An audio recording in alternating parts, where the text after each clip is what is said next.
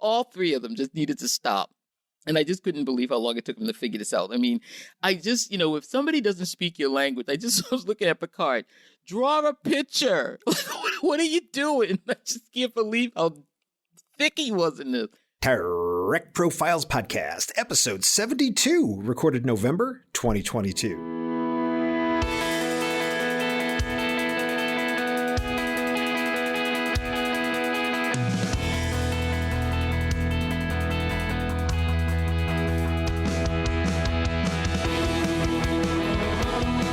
This is the Trek Profiles Podcast, where each episode we talk with a Star Trek fan, we hear their fandom story, and we try to figure out why we all love Star Trek so much. I'm John, your intrepid host of this whole enterprise, and I welcome you to this, the Trek Profiles Podcast, episode 72. If you wish to get in touch with us, you can reach us at feedback@trekprofiles.com or on Facebook or Twitter @TrekProfiles. Warning, as we recorded this, we were in the early part of Prodigy Season 1.5, so all previous Trek content up to and including that point is fair game and may be discussed during this episode. You have been warned, humans. As always, my trusty sidekick and co-host is the wholly winsome, wistfully wicked, yet never weak M5 Multitronic Unit. Say hello, M5. The M5 is standing by. Show me the messages. Announcements available. Trek Profiles Podcast is an independent show. If you'd like to support us, the best way to do that is just make sure you're following us wherever you're getting your audio. We're on all the major platforms, and your following us helps other Trek fans find us. There are some lightly edited outtakes and bonus material at the end of this episode. They will come after the ending audio cards. Enjoy them, or not, as you choose. At the end of every episode, my guest faces my Kobayashi Maru lightning round. They will get 5 terrible multiple-choice Star Trek questions, and they have to give us their answer. After each episode drops, I tweet out those questions as polls where you can have your say. So let's take a look at the questions from episode 69 with Raheem Buford and see how it went. It's movie night. Do you prefer a night at the opera with the NX-01 crew on the Enterprise or Sherlock Jr. with the crew of the Discovery? Raheem picked Sherlock, but the people of Twitter wanted opera on the NX-01 by 73 to 27%.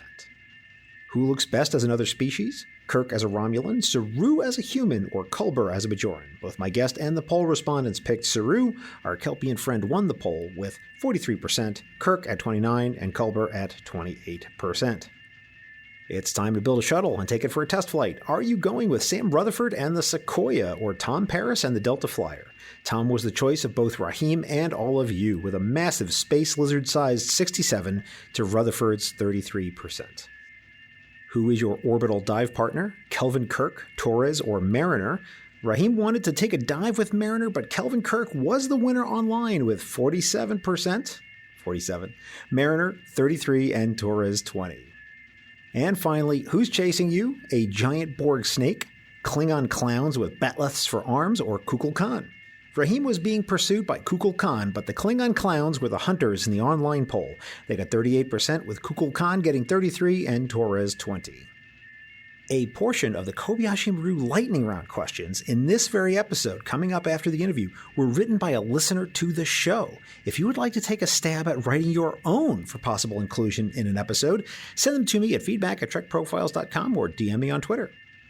Okay, I got a little bit of errata for you, and this is from the bonus material. My guest and I talked a little bit about the film Barry Lyndon, and I made the claim that the film was shot only with natural light, and that was not the case. It was shot mostly with natural light.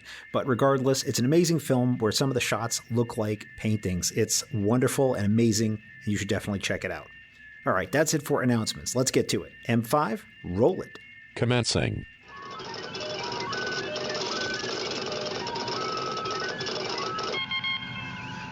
Her favorite character is Michael Burnham. Her favorite ship is the Enterprise. That's the OG Enterprise, the original 1701. She loves all the flavors of Sarek and those wily Romulans too. She's from Bethesda, Maryland, North America, Earth, and Sector 001. It's Subrina Wood. Welcome, Subrina, and thanks for being on the podcast.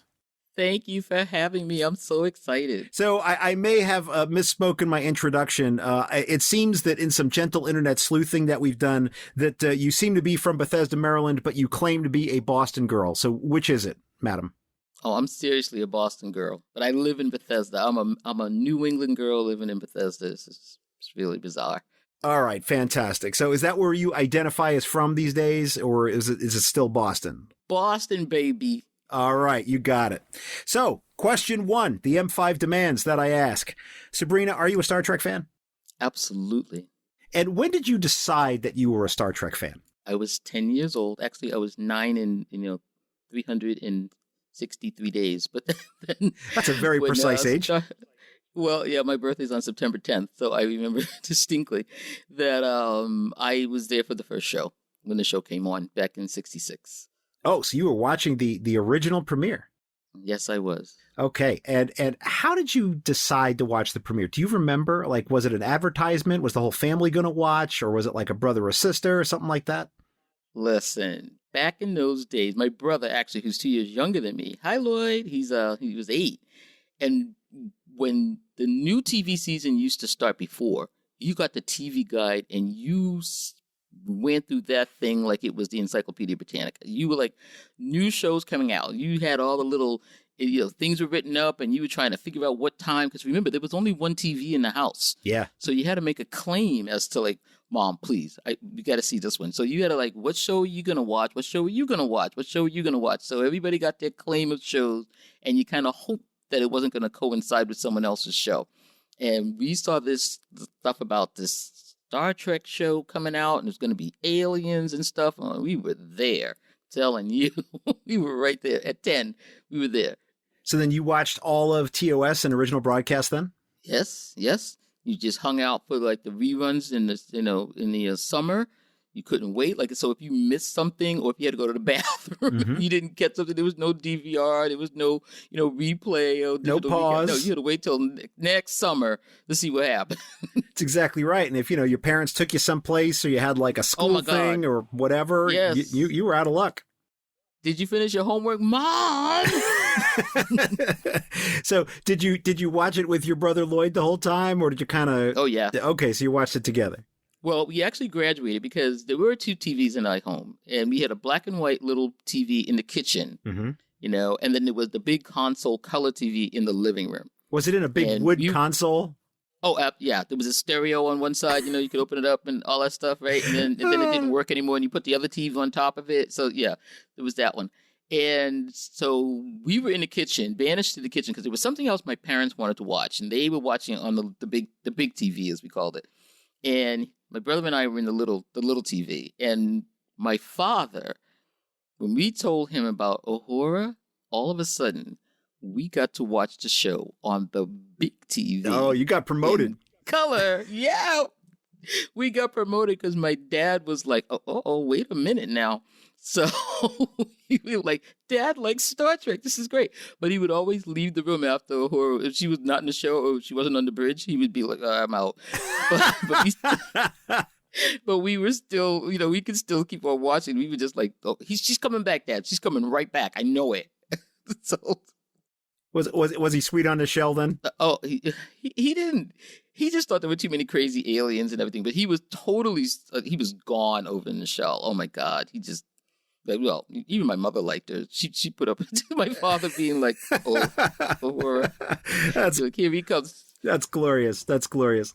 So original Star Trek ends, and then there's the animated series. Did you watch that when it came out in original broadcast? I did not, because I wasn't a big fan of what I called cartoons, and I forgot when that came on. I was like in high school. It was the early 70s, like 73, somewhere around there, 73, 74, something like that. I was in high school. I was too old for cartoons. So I didn't watch that really until earlier this year when I was forced to as a Sci-Fi sister. And we were doing a marathon for New Year's Day of the animated series, and I finally watched it. And I mean, I fell in love with it. Bim. Oh my God. The bug-eyed monster, Bim. I had no idea. The one that has his arms come apart, and I think they revisited that creature in Lower Decks, and I just lost it with Bim. But so now, I know all my TAS. I had seen the one with Spock and Sailor, yesteryear. Sailor. Yesteryear, right. That one I remember seeing, but I didn't know all of them until just earlier this year. So I'm now a completist. Thank you. I'm a completist now. Okay, good. Yeah, because we always ask that question. So then in the mid '80s, it's announced that TNG is coming. Where were you in your life, and what were your initial thoughts when you heard that there was going to be a new show? Well, I was working. I was working, and I heard the new show was coming. And we've been hearing this for years. We there was always like the rumor that the new show was coming. I'm one of those people that wrote the letter, to save Star Trek back in the original Star Trek. I'm one of those people that wrote the letter. And so when we heard this was coming back, we were like, here we go. And so then we heard that LeVar Burton was going to be on. Mm-hmm. And that made it a whole nother thing because we were like, oh my God, they got Kunta Kinte. What in the world is happening? I was so excited. I couldn't believe it. I was ready. So I got excited about that. I didn't really know any of the other stars. I think Michael Dorn we might have seen on 227 or something, a couple of other black comedy series he appeared on. So we kind of knew that was happening. And Patrick Stewart, believe it or not, I did know from I, Claudius. I do remember him from with that. Derek Jacobi. So I remember he was excellent. He was Sejanus. I know he was excellent in it. Yeah. Oh, he was. So I was sort of like, okay, all right, they're gonna have some British guy in here. So I was ready. All right. And so you started watching all of TNG, and then did you just stay with it as they came out with all the new shows? I mean, Deep Space Nine and Voyager and Enterprise. Oh yeah, I've never not watched a new Star Trek. Oh, okay. So you've been like right there for every show as it's come out. If it's Star Trek, I'm there. All right. 2009 Kelvin movies, everything. Got it. Let's go. Fantastic. And so as we record this today, there's a new episode of Star Trek Prodigy season 1.5 that just dropped. Have you seen that too? Yes. Fantastic. So there's nothing I can spoil for you, Subrina. It's all fair game. Nothing. Everything. All right. Groovy. So now I have to ask, has your brother stayed up with you and watched all this too? Or is he kind of off doing his own thing these days? He is not one to pay for the paywall. Oh. So he's a little behind. So when he comes down for Thanksgiving, he'll catch up on this stuff. He'll watch my Paramount Plus. But he does not pay for television. He's not. No, it's old school. What? It's always been free. I gotcha. Okay, so now you're the standard bearer in the family. I am, but he'll catch up. He's pretty good with it though. So just one of the things I'm always interested in, especially in the streaming world, is how do you watch the show? Do you watch it on like a tablet or a big TV or on your phone? That's really interesting because as a Sci-Fi Sister, we get the screeners. Okay. So we get the shows before they actually drop. Mm-hmm. And to watch them, I have to watch them on my computer, which I detest. Like, I mean, I'm an OG. What do you want from me? And I've got a big screen TV. So I watch the screeners on the computer, but I usually watch everything on the TV. Okay, so that's not your preference, because I know they have a special system for the screeners and how all that works, and I know that there's a lot of security around that. So that's what that's all about. But you'd prefer to watch it on the big screen TV, right? As soon as it comes back on, as soon as it drops, I watch it again because one thing, it isn't finished. The screeners, they don't, for example, have closed caption yet. I'm pretty sure they have all the music they're going to have. But I use the closed caption exclusively for TV because a lot of times I just can't catch all the dialogue or what they're saying. So I've always got it going on the bottom, and I feel lost sometimes without it. So I always want to watch the show again to make sure I heard everything. It's interesting you bring that up because I often feel that, and this is not about Star Trek, this is about modern TV. I often feel that a lot of times the audio mix, that they have like the explosions and like the sound effects just up so high that it drowns out a lot of times like what the characters are saying. And what they're saying, I can't understand it. I'm not the only person that puts closed captioning on all the time. Oh, you have to with Discovery. I mean, Sanique was always whispering. I love my girl, but what did you say? I find I have to do the same thing with Star Trek, but also with like the House of the Dragon show and Rings of Power. Yes. Because a lot of times they're busting out with these proper names for things, and I'm like, wait, what was that now? What was that? How do you spell that? What? Who now? What? I'm going back and I'm rolling back, and I'm like, I feel like I am an old lady, but I feel like a really old lady sometimes. No. It's I totally get you. Well, then we'll be old together, Sabrina, on that one. Okay, we'll be in the old fogey home, you and me, and we'll be doing that. Watching Star Trek, it'll be all right. You got it. In the common room right after a game of canasta. We'll go watch Star Trek. Yeah. So, tell me, so you're watching Star Trek. At any point, did you decide that besides being a Star Trek fan, that you were a sci-fi fan, or did you keep it pretty much to Star Trek? Oh, no. I think I became a sci-fi fan when I read A Wrinkle in Time. I am that kid. I read Danny Dunn books. I read, if there was, I mean, I saw Steve McQueen in The Blob. We had Creature Feature in Boston, attacking a 50-foot woman. I'm like, all of it. I mean, just all of it. My favorite one is absolutely Forbidden Planet. That is it's a classic. My go-to absolute. You cannot tell me anything. Well, and it's such a, template for Star Trek. So much of that is, it's a lot of Star Trek in that movie. And the new one that I'm trying to turn people on to is Fantastic Voyage, which absolutely I love. Are you talking about the original, or is there a remake out there? The original with Stephen Boyd and Raquel Welch, David Attenborough, like way back in the day, and they miniaturized these people and they put them in this guy's blood vessels because they have to do a operation. Right. I mean, how crazy is that?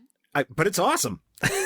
It's awesome. I remember that movie. But I always have to ask now, because people will say things like, show X, Y, or Z. And I'm like, that one from like 30 years ago. They're like, no, the new one. And I'm like, what?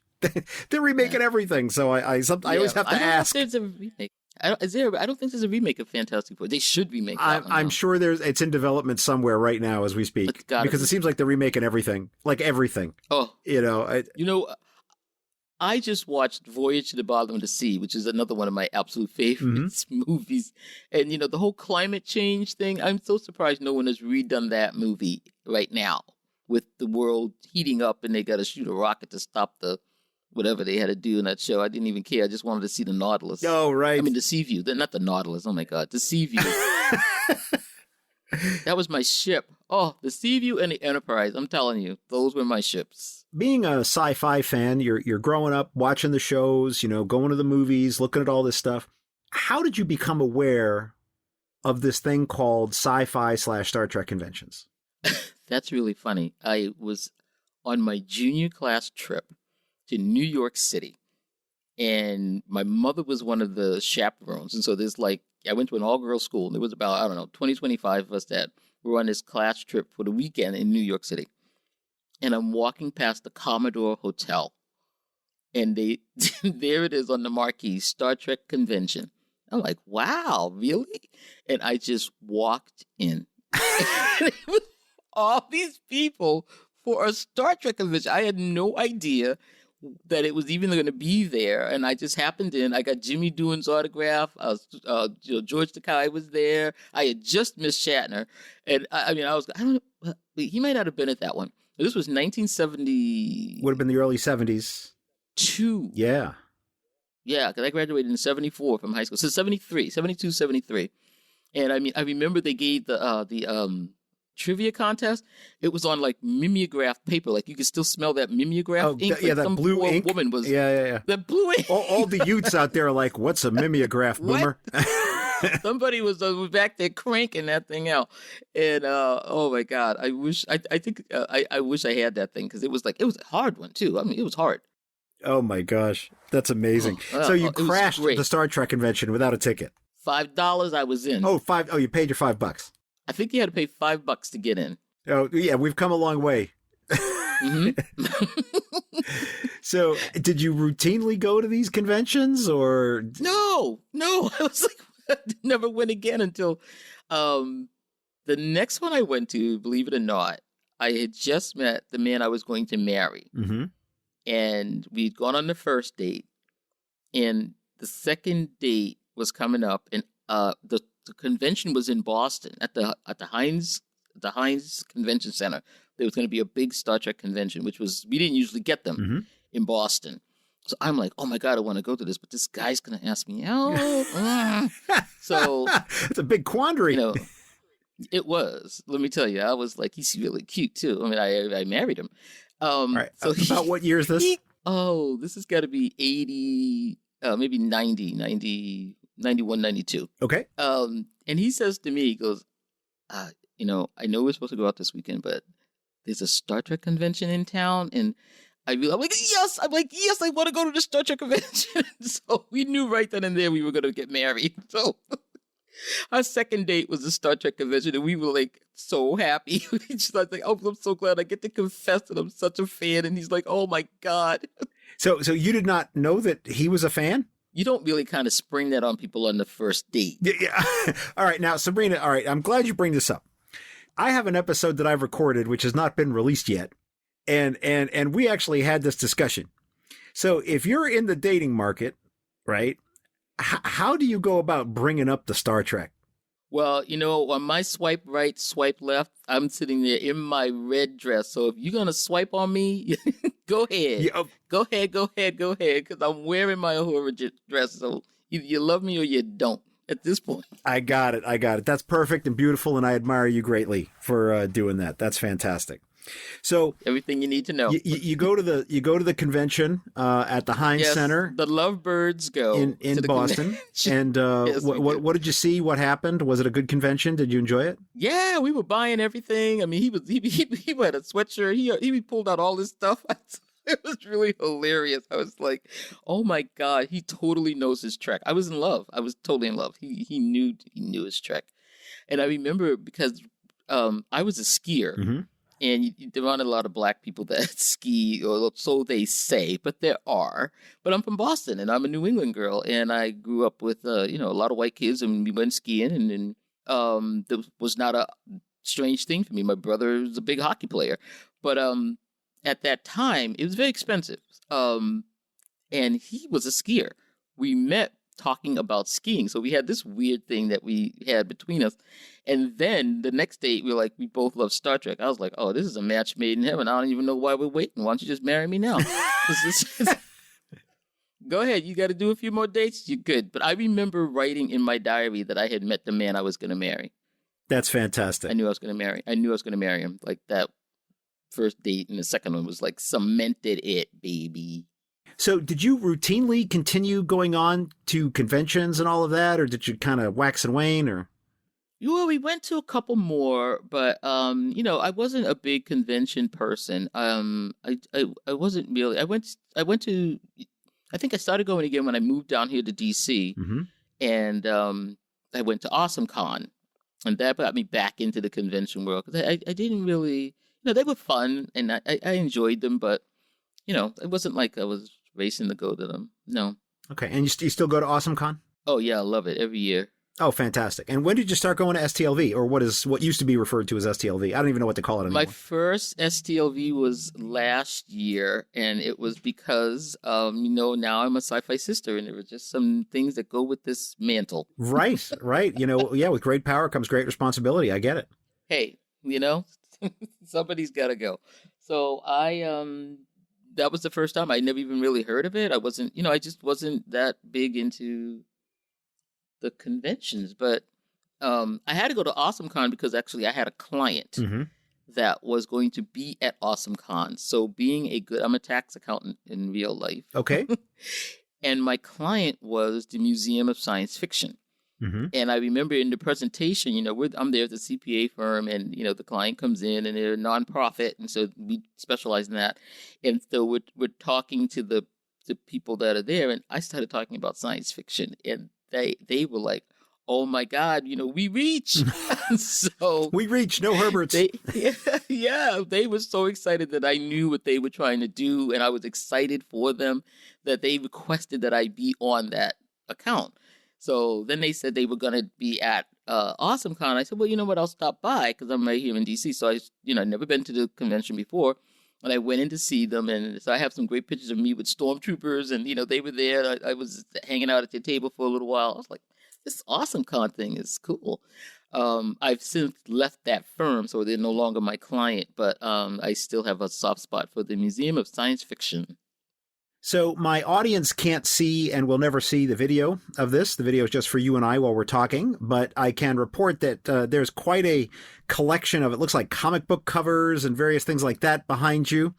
So it looks like you're a little bit of a collector. So tell me about that.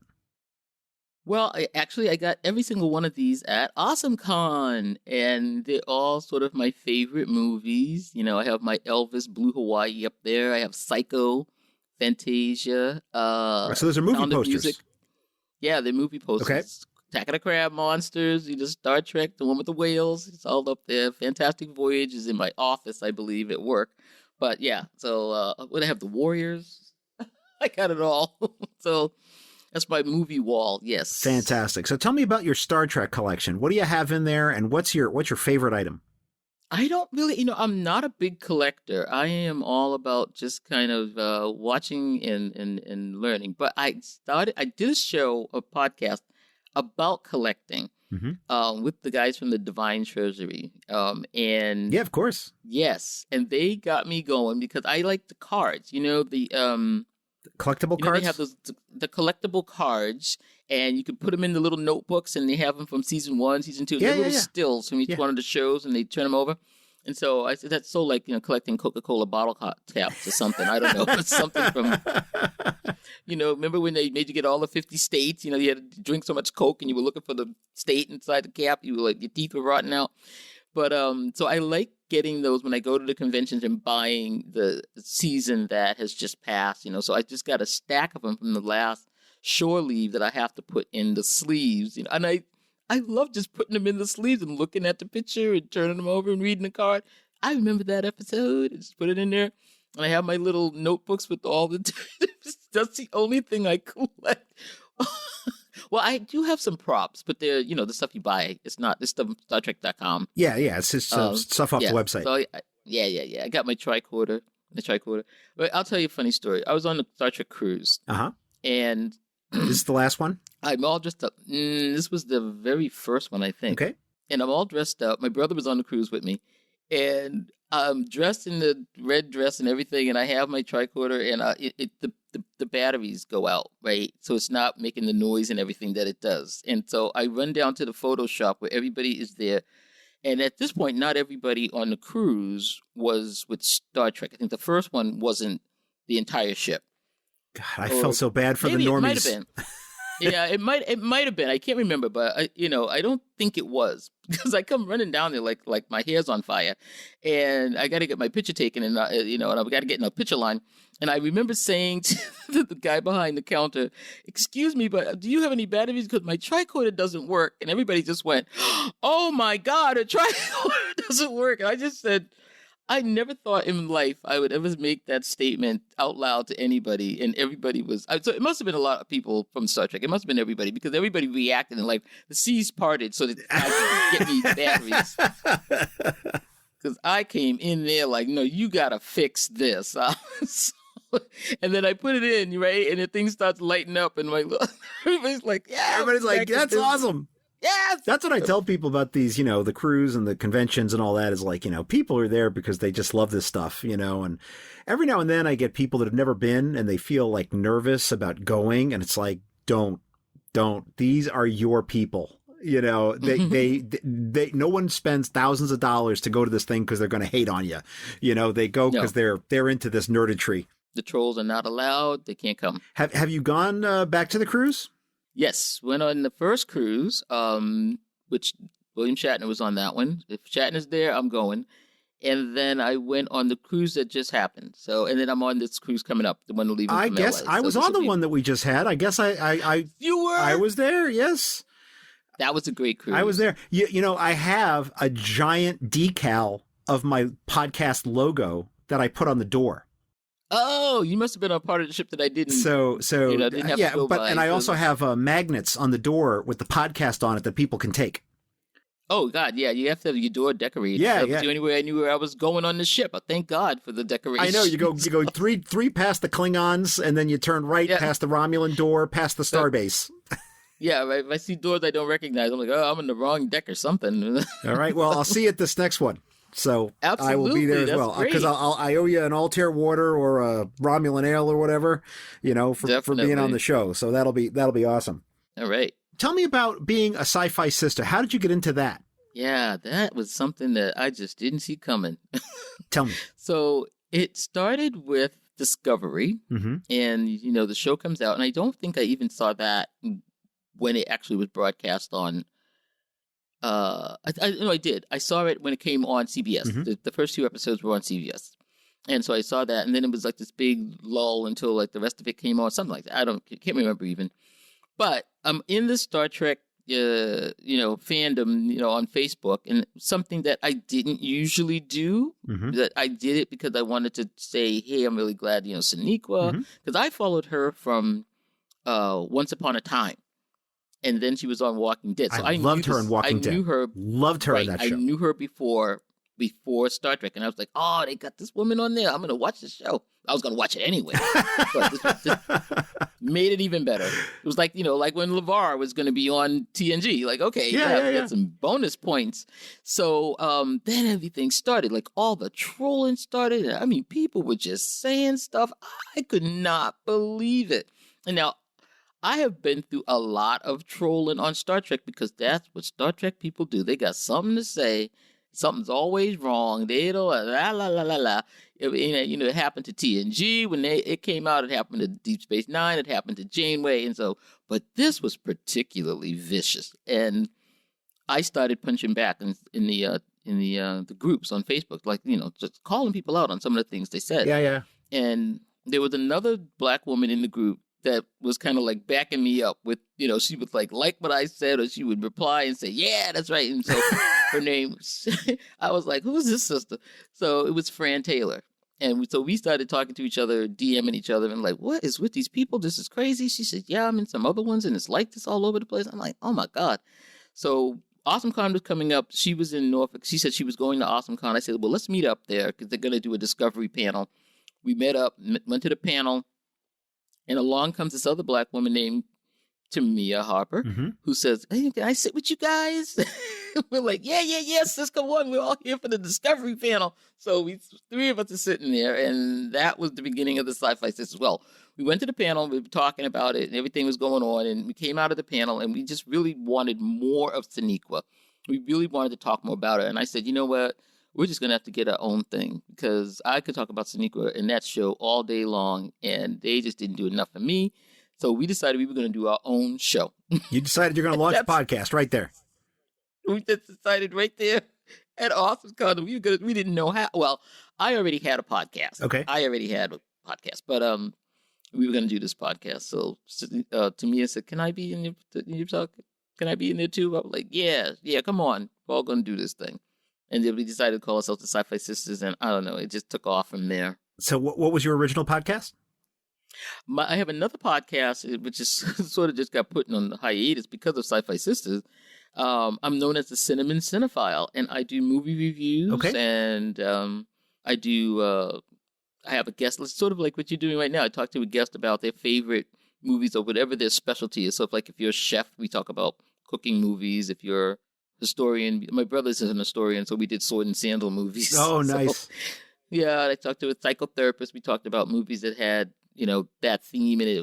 What were the good movies that had true things that were right about psychotherapy? What was wrong? We did that one during the pandemic, and a lot of people really enjoyed that because we gave a lot of information about where you could get help if you really were having a problem in the pandemic. So so that one was on, and then we started this one, and I don't know, the Seventh Rule. We were fans in the Seventh Rule. We were in their chat group, and when we said we had the show, Ryan Husk and Sirach Lofton just kicked us off on our very first show. They were so kind to us, and the show just really took off. And then we came to the attention of Women at Warp. They put us on a list of best BIPOC podcasts. I think we'd had 2 shows or 3 shows. So I'm like, well, thank you so much for that. And then, the Trek Geeks came up and they said they wanted us for Black History Month, and they were giving a spot to 4 shows. And we did one of the weeks, and then after we did our week, they asked us if we would be on the network, and the rest is, as they say, history. So, Sabrina, you mentioned that you wear a TOS dress. Have you worn any other Star Trek-related cosplays at all? I tell you, that's another thing. Besides animation, cosplay is something that I just have not really gotten into. But why did I buy that dress? I bought that dress for something very specific. And I don't remember. But, I was like, oh, I got a Star Trek dress. Okay, that's as far as I go. No makeup, no nothing. But the only thing that got me into cosplay was Discovery Mirror Universe. Baby, I'm telling you, Sonequa Martin Green, when she came out as Mirror, and those uniforms by Gersha Phillips, I fell in love with that look. Makeup. Those are everything. hard uniforms to make, though. Those are not easy to put together. We had someone who is a she's a seamstress for Broadway theater, and she made those uniforms for us, and she made her own. If you were at Las Vegas, she and her daughter were in full Mirror Universe, and they absolutely killed on that stage when they came out. It's the Empress. She had a cloak and everything, but she's absolutely amazing. So yeah, we have the chest plate, and then we got the pants and gold belt. And, you put it all together some kind of way, right? Yeah. And you make it work, but. Golly, I mean, I was at the party for Ken. Yeah. On the ship. Yeah, the Ken Mitchell special lunch. Ken Mitchell, right? I was at that. So I'm at that in that costume, and I am like sweating bullets. I mean, I'm about to pass out. I'm so hot, and Cruz was standing right next to me. Wilson Cruz. Yeah, Wilson Cruz. Yeah. He's standing right next to me. He turned and looked at me, and he goes, "Oh my God, you must be roasting." Because he came up. He had been dancing on the stage, and he came up into the stands, and he said, "Oh my God, I'm so hot." And he turns and looks at me, and he's like, "You must be roasting." I'm like, "I am so hot, Wilson. I'm gonna pass out." I know, that's the thing about some of those cosplays, and I do a full cosplay. I've had like full makeup on and all that. Oh, so yes. I don't know if you may have seen me at STLV this last year. I was a Bolian. I was all in blue. Oh, I did see you. And I had that sign that said, "If you read my paper on thermionic transconductance," and I was running around like that. So I can only take so many hours of the Ew. Yeah, it's hard. Of the makeup. And, we didn't even have full makeup because we just had there was very specific makeup that they had for the mirror, but it was just cosmetics makeup. It wasn't, crazy stuff, but it was still a lot. No, it was me and Dan. We had a makeup artist. You guys had. Yeah, we had the same makeup artist. She set up in my room. Me and Dan went down, and it was like airbrushing for hours. The both of us. Yeah. Hands, head, whole thing. Oh my God, it was crazy. All right, I got a question. How long did it take you to get that off? So, okay, good question. So the airbrushed stuff actually comes off fairly easily. That was just soap and water, and it came off fairly easily in the shower. The really hard part was that I had prosthetics. So the Bolian has that ridge that runs right up the middle of the face, and I had stuff going over my eyebrows to make my eyebrows disappear. And I had extended ears because the Bolians have their ears are longer. Mm-hmm. So that prosthetic stuff, getting it out of my eyebrows was like an hour and a half, and I didn't even get it all off. I was still pulling like blobs of goo out of my eyebrows. If I was to do it again, in all honesty, I think I would just shave my brows. I was just going to say, shave your eyebrows. That'd be it for, like, I would not do that again. I would just shave the brows. I've had the full makeup on my head before, but I didn't have my eyebrows prosthetics on them. So this time when they put the prosthetics on, that was terrible. Like, I still feel the pain from my eyebrows when yeah, pulling. Did not like it. Doesn't Doug Jones, doesn't he have to like shave his head and his eyebrows when he goes into the season? Yeah, like, well, he doesn't. I know he shaves his head. He doesn't have to, but he does. Now I naturally just shave my head. I'm always that way. So it made it easier for me to do the makeup that way, So that made it, I didn't have to do a bald cap or anything. Okay. Well, Sabrina, I think I have one thing I need to ask you about that the M5 has flagged for me. I'm to ask you about the Next Generation Borg cliffhanger. So this is obviously the summer interregnum, where we have Locutus and all of that. So please tell me what's going on here and why the M5 thinks it's something that we should be talking about. Oh, because that was like my freaking Mary Tyler Moore party. I mean, if you ever watched Mary Tyler Moore, she was always afraid of having a party and like no one would come or it would be a disaster. So I had a viewing party for, the finale of that season. And so I've got food, I've got people. I'm married now. My husband is with me. The same guy that took me to the convention. We're there. We've got all this stuff going on. And we watched this episode.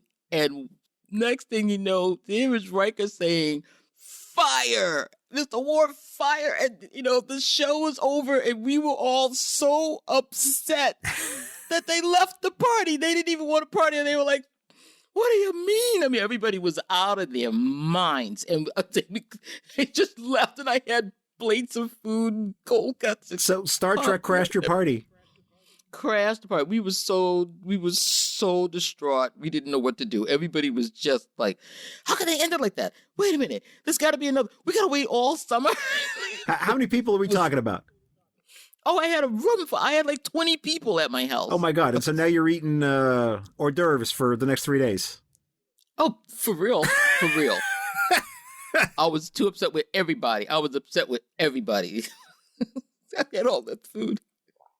Oh my goodness. I mean, people were just, there was no party mood. I mean, there was definitely no party mood going on. It's just glum. So Subrina, I think it's time we talk about some episodes. Are you game? Ready. This is a perennial favorite on Trek Profiles. Let's start with Darmok, TNG Season 5, Episode 2, Shaka When the Walls Fell. This, of course, is the one where we meet the Temerians, and we're down on the planet, and we have to learn their language, and we have all of this amazing sort of language content, which I'm very glad to see we've continued in Lower Decks. We're getting a little more of the Temerian language. I really enjoy that. So tell me what's going on here with this episode, Subrina. Why does it matter to you? How did it personally touch you? For me, one of the things I always love about Star Trek is that they have great guest stars come on. And Paul Winfield is one of my favorite people. I was so happy to see him back in Star Trek. Of course, he was in the movie where he played Captain Tyrrell and in Wrath of Khan. Mm-hmm. But people may not remember, but I'm a kid from the 60s, and he was Julia's boyfriend in that TV show. So when we weren't watching a horror, we were watching Diane Carroll in Julia, and he played Paul, her boyfriend. And I'm like, oh my God, it's Paul. He's coming back. So he's somebody I think that was really underrated. I mean, his first movie was with Sidney Poitier. Mm-hmm. He's got an Oscar nomination. He's won an Emmy. He played Martin Luther King. And so when he was on the movie Star Trek, I was absolutely excited. But of course, they had to kill a brother off, and I got something to say about that. But whatever. So I was like, Chekhov makes it, but Captain Tyrrell doesn't make it? Okay, whatever. So he was also in Trouble Man with Robert Hooke. So, he's done it all. So here he is now as, in Darmok. He's the captain. And as soon as I saw him, I'm like, oh my God, we're going back to a black planet. Now, we haven't been to a black planet since that infamous episode. And I'm thinking they're going to try it again. It's going to be some black people on this planet. No. All right, fine. But we just got the one guy, and I think his second in command there was also a black guy. So I thought for real we had some black people going on. But yeah, I think they were both. Yeah, but I think they also had some other people on the ship that may not have had any lines. Yeah, they didn't. So I was like, is that a sister back there? I don't know. Is it a black? Are the children of Tamara, are they black? So, and then we get into the episode, and of course, I just thought a lot about the history of African people, where we have the Jiro, the teller, the storyteller, the keeper of all the history, telling the story of myth. And it just really reminded me a lot of African history, this whole idea of a language based on imagery, or even the way Black people speak now, where we will say things that, we're saying things in an image. We're not just saying the thing. It just seemed very at home for me, the way he was speaking. And I loved it. Now, Joe Menosky is one of my favorite Star Trek writers. I love almost every episode that man has ever written. I mean, if you love Year of Hell, you love Joe. If you love Equinox, you love Joe. if you love 47, you love Joe. 47, you love Joe. And so, he's written a lot of things I love. And I just really fell in love with this whole episode. But what got me about it, and everybody says, oh, this is one of the best, and blah, blah, blah. It's so crazy to watch Picard and Riker in this one, because they're just bughouse crazy. They the first thing Picard says is that we have to use patience and imagination to speak to these people. Now, this guy has been sitting over there in whatever this area is. He's been sitting there for 7 weeks sending out this message, just hoping to God somebody hears this signal, right? But he's trying to talk to somebody. And Picard is like, well, they've been trying for 100 years and nobody can understand them, and we got to use all this patience and whatever. And the first thing they do when they get down there, they lose all patience and they lose all imagination. I just went, wait, Picard, excuse me. Suddenly you don't even know how to make a fire. I just don't get what's going on. You know, Riker's ready to shoot anything that's moving in the sky, and they just go crazy. I said, do you really think that this guy is sending a signal for 7 weeks because he wanted to kill you? I mean, I just didn't make any sense.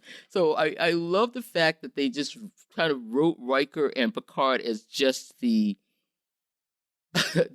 one scene that cracks me up is like the Temerian captain. He's speaking to Picard and he's saying, you know, all the famous lines that we love so much. And what does Picard do? He says, would you be interested in maybe trade agreements? First of all, you know he doesn't understand the cultural words you're saying. exchange. A cultural exchange of some kind, and he's just talking louder. I die laughing because, you know, I am hard of hearing.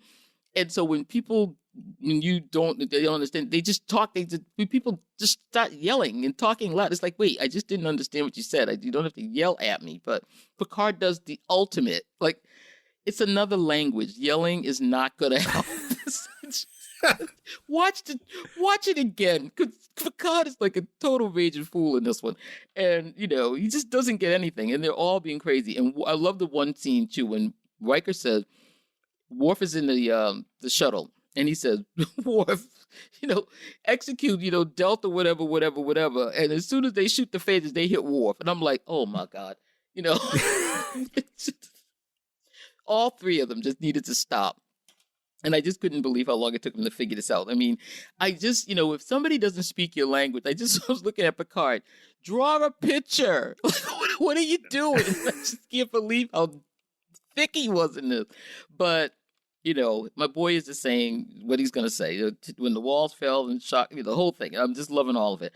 But what I loved about that people don't really talk about so much is I love the little pieces of things that he had on his uniform that I wanted to know more about why he touched his head and then he touched that piece and he put it like to the north, to the south, to the east.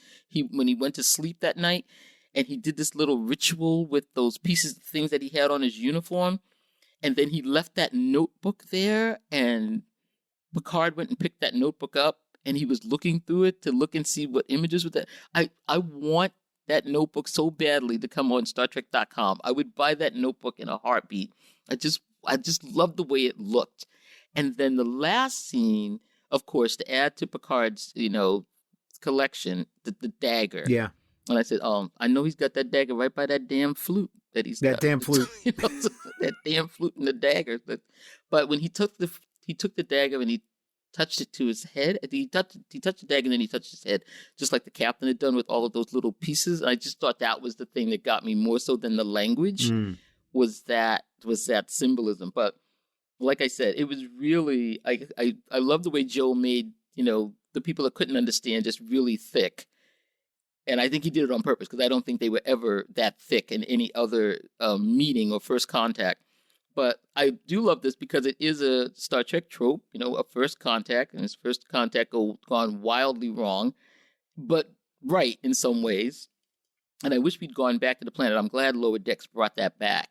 But I was really happy to see this. I felt like it was a reference to African storytelling. It felt like that to me. That's what really resonated with me. But I'm surprised that people haven't come up and made a Star Trek language, because if you think about it, and if you think about the imagery that they think of in a common knowledge, like if I said to you, Jellicoe and Riker in 10 forward, you would know I meant let's get to stepping. You know, so I'm waiting. The Jellicoe discourse is eternal. Yeah, you know, you could say things from Star Trek and you could make up a whole language just like that, that people would understand. Troy and Crusher saying. In the yoga pants. Troy and Crusher doing the exercises. You could say it and you would like, I know what you're talking about. Because, my husband and I used to do that. We would say things at parties to each other in Star Trek and like, we know we need to go now. Like, Kirk in the transporter accident. Yeah, you could do it. I'm surprised there isn't a whole language already going. So if you hear me say Jellicoe and Riker and 10 forward, I mean for you to get going. That's it. We're going to start it right here. And if you're listening to this, now, tweet us your Star Trek Temerianisms. And we'll get a thing going on the Twitter. That'll be fantastic. Oh, I'm sure you're going to be sorry you said that. Oh, it'd be glorious. All right, let's move. I think I'm going to skip over this one. We'll come back to it. Let's talk about Elan of Troyes, TOS Season 3, Episode 2, with the transcendent Francis Wynn as the Dolman of Elas.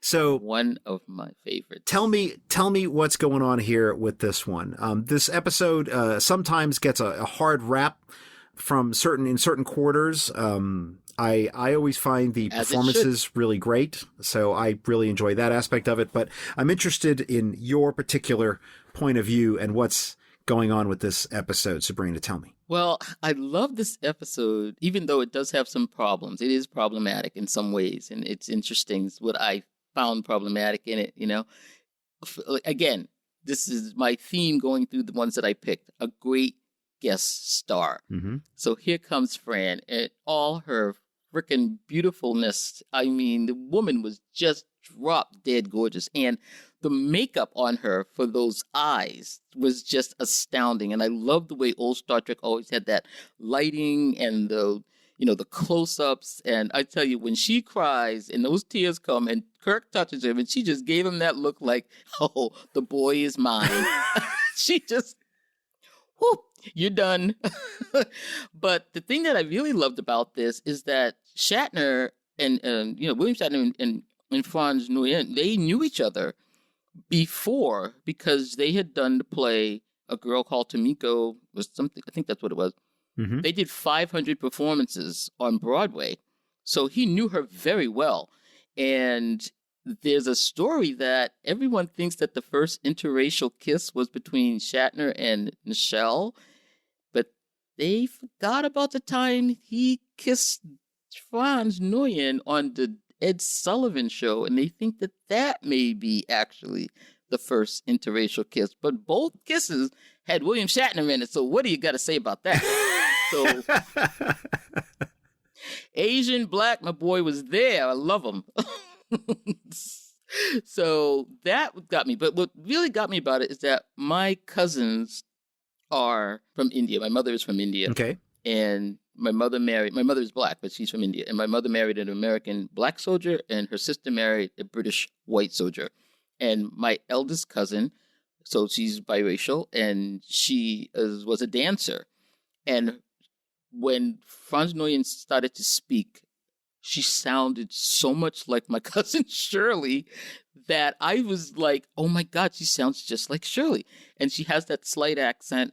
And every time I see her, my cousin was a dancer. She used to wear very revealing costumes. And it just reminds me so much of my cousin every time I see her. My cousin was gorgeous. And so that got me. And of course, I love the costumes. I just absolutely, the first one was she is standing on that transporter pad, mm-hmm. and they do from the toes, and they've got the knee-high sandals, and they come right up to the little rhinestone encrusted triangles on her. And then it's the hair. I said, they put my girl in some dreads. She's wearing Egyptian dreads. Thank you, and thank you again.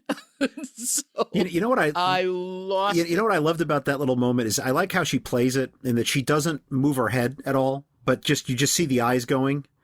Mm-hmm. She's looking from side to side. She's taking everything in, but she doesn't move all that much. I thought it was a good choice, to sort of. She can't move because if she moved, that costume would fall off. Well, that was always the designer, right? William Ware Tice, when he put the costumes together, that was his thing. He's like, a costume looks sexy if it looks like it's about to slide off. It's about to slide right? off. So double stick tape was like the secret behind all the women's costumes, right? In TOS. Oh, and she has 4 costumes in this one that are just gorgeous. And I'm telling you, I would, anybody could wear them now. put it on. Just tell me you're not a badass in this costume. All right. In fact, loved her. I remembered reading in my prep for this that she actually had not the most, but one of the most costume changes for anyone in TOS. In this episode, it's not 4. number one. There's actually another one, but it's right up there in like top 3 numbers of costume changes in an episode. So you can tell where they spent a lot of money for sure. We didn't get to see a lot of the Klingon ship, no. So there's not a lot of that going on. But if you watch the original version, and I don't know what Crichton was wearing. That was some wild stuff that he had on. You know what I read? Those uniforms were made out of dinner placemats. Oh, I can believe it. If you can believe it. And he still looked fierce. Crichton. I loved him too. Even though he had to go. We had to kill him. He had to go. But he had to go. But the thing about that is, and I know why people don't like this, because it's a trope. Here we have the Asian woman as Dragon Lady. She is wearing dreads. She's got this hairdo, and the first thing they say about her is that she's a savage, and she's a woman in a child in a woman's body. All these very negative things about her.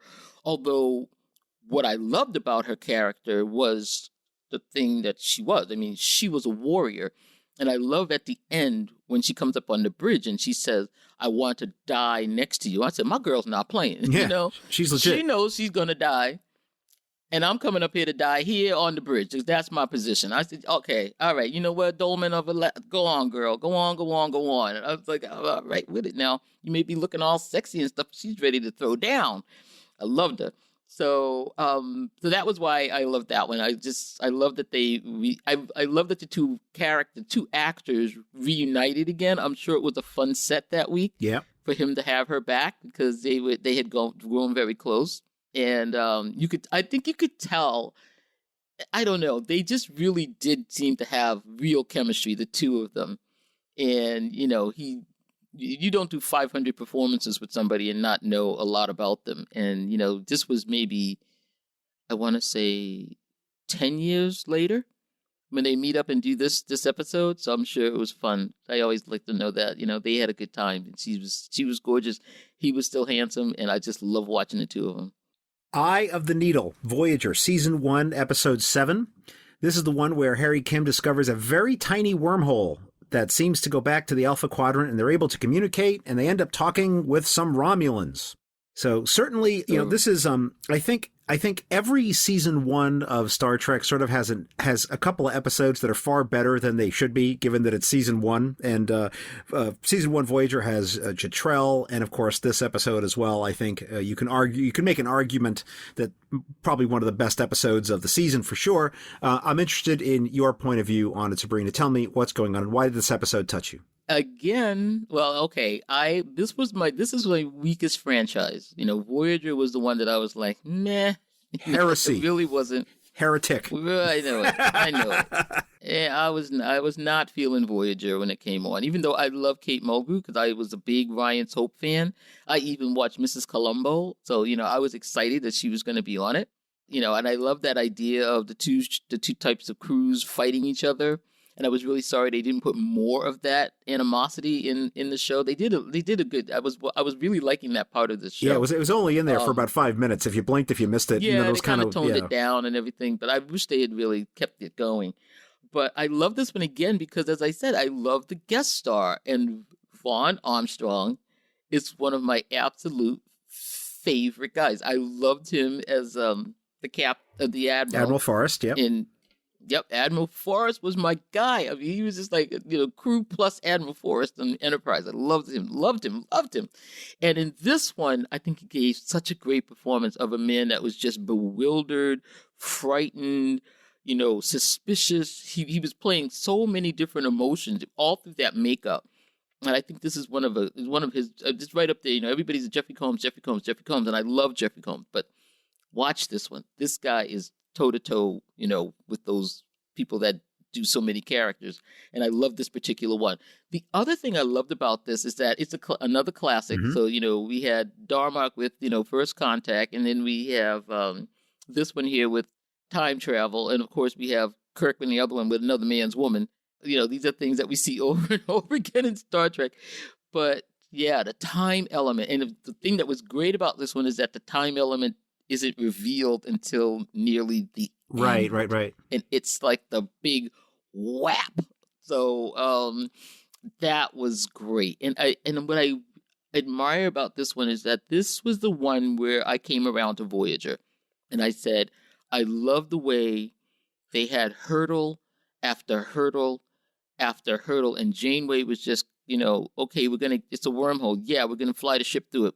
Nope, it's too small. All right, so we're going to send some message through it. Okay, yeah. Nope, it's too, it's stuck. Oh, okay, wait. There's somebody on the other side. I mean, it was just one thing after another, and they never let up. They just kept pushing until finally, they get the message through, and then they realize it's 10 years earlier. I mean, every time I watch it, my heart breaks for that crew. It just breaks for them. And that's when I said, all right, you know what? I'm into Voyager. They've got my boy over here, although he wasn't doing Enterprise yet, but this is one of the first ones that I was like, who is this guy? He is just really bringing it. He is bringing it. And of course, Kate is just, she's just great. I mean, that ending where she has to shake it off and be strong for that crew and tell them that they're going to make it. I mean, okay, I'm with you. One of my favorite parts of the episode, and I don't even, it's almost wrong to say it's one of my favorite parts because it has so many great parts in it. I almost hate to rank them, but I really do appreciate the Kes and Doctor stuff.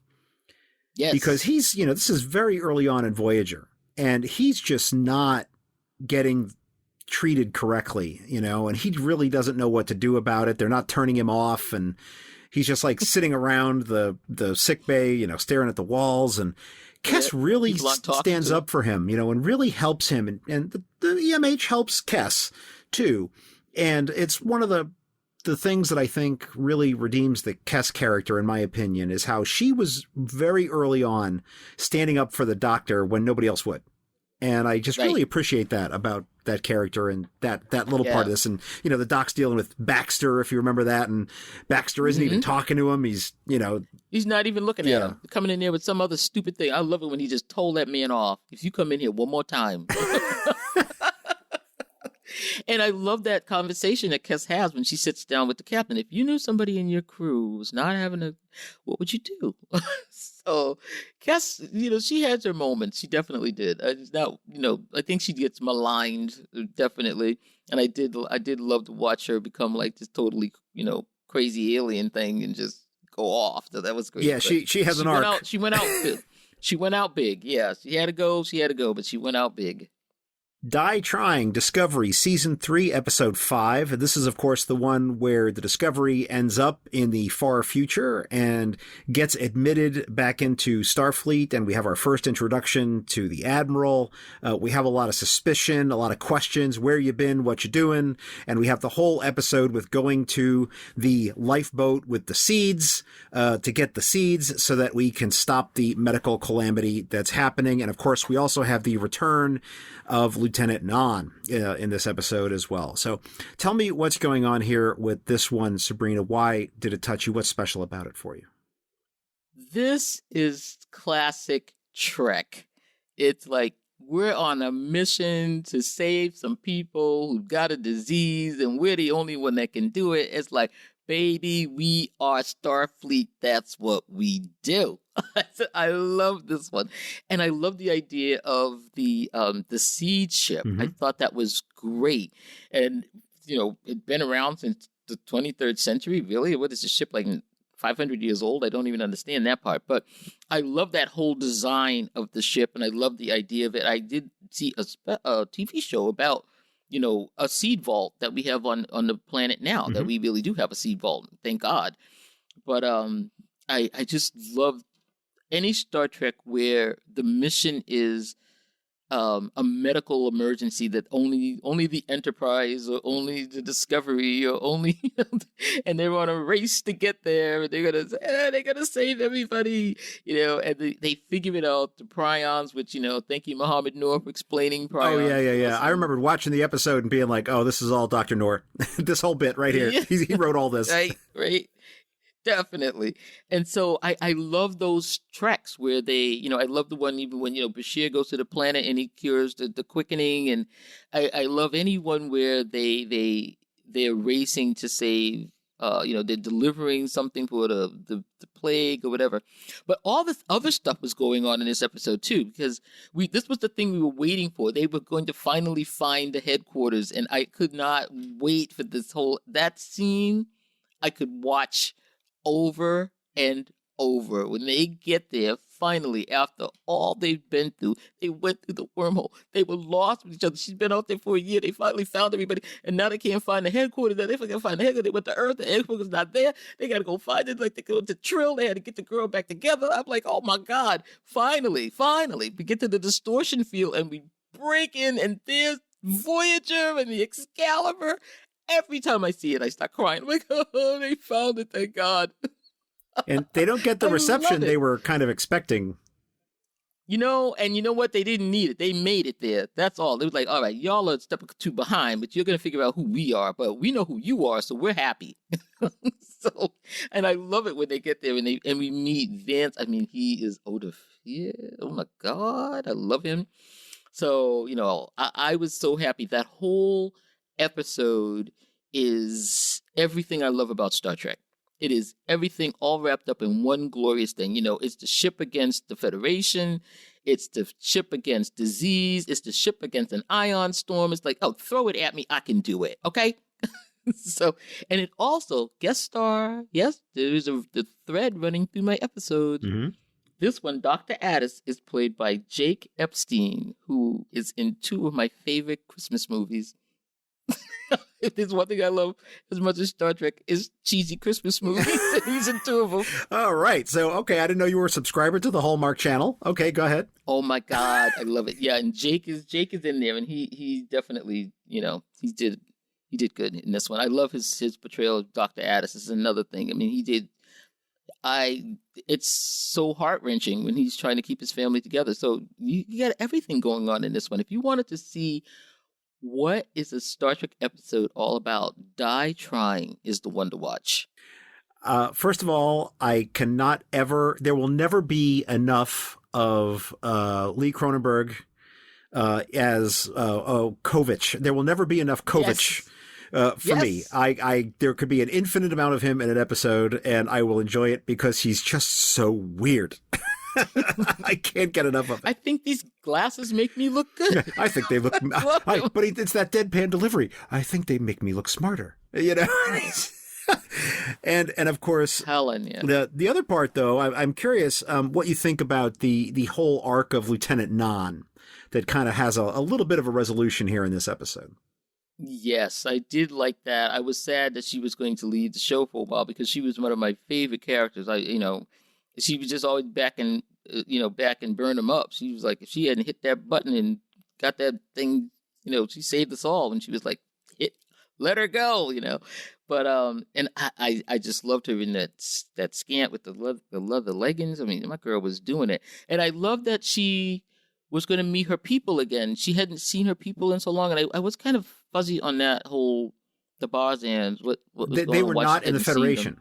From her time period. They were in the Federation. So when she joined... Oh, so she was just... Right, okay. So when she joined Starfleet, which, by the way, that's a thing in the real world. You can join like a military and not be from that country. Sure. And so that's what she did. And so, her family was not having it when she did that. Yeah. Oh, right. But that was... Same as Ro. Yeah. Same as Ro. She was in there, and, Bajor wasn't in the Federation Exactly. either, Yeah. We've seen that quite a bit from time to time in the show. Mm-hmm. Yeah, and I loved her character. I thought she was hot. I loved when she took off the breathing apparatus. She didn't have to wear them. I thought that was so great. Yeah, and her eyes too. I love that. Yeah, her eyes changed, because she's like... Her eyes changed, yeah. So I appreciated that, they really kind of made that alienness of her as a parent. And even though, they showed it and then they made it disappear, but they referenced it. And I loved her speech when she stayed, she was going to stay. She's going to complete the mission. I was like, go on, girl. Go on. Yeah. And if they said to her, like, you got 2 years left on your contract, she's like, nope, I think I've served 1,987 years. I'm overdue. In fact, I should get some back pay. Yeah. Right away. Yeah, but if there's one Discovery episode that I will watch over, and Discovery is hard to rewatch Yeah.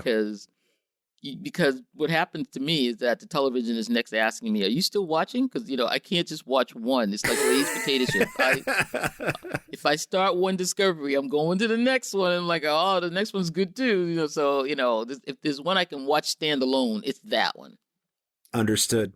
So tell me about Bada Bing Bada Bang, Deep Space Nine, Season 7, Episode 15.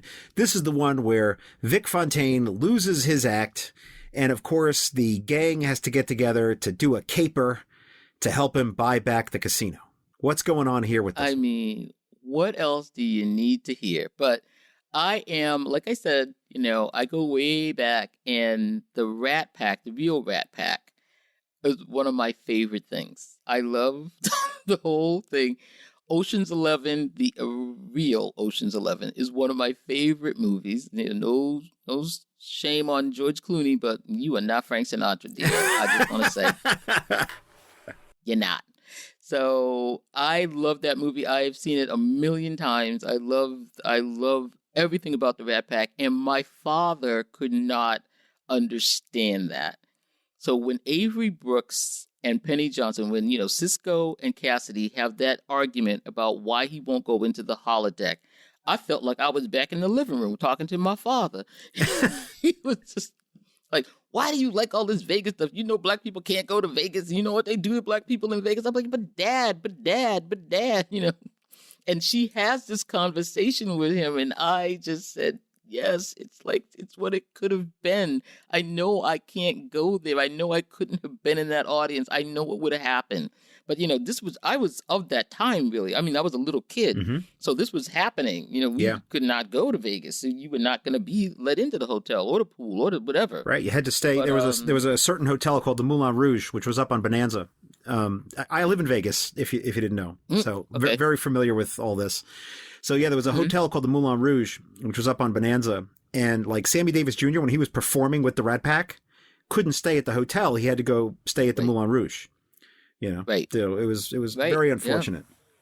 Yeah. So that was the real deal. And my father, when that scene always gets me when they have that discussion, because I understand it completely. Because I had a picture of the Rat Pack in my, I had a pool room in a beach house that I owned.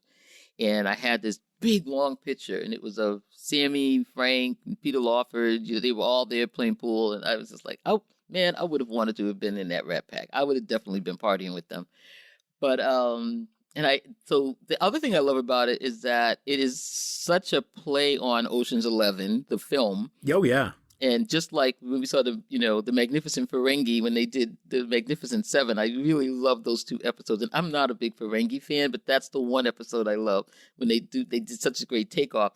And I love that one scene when they are all walking down the promenade, all dressed up, and they're heading to the Hollow Suite. And everybody's watching them.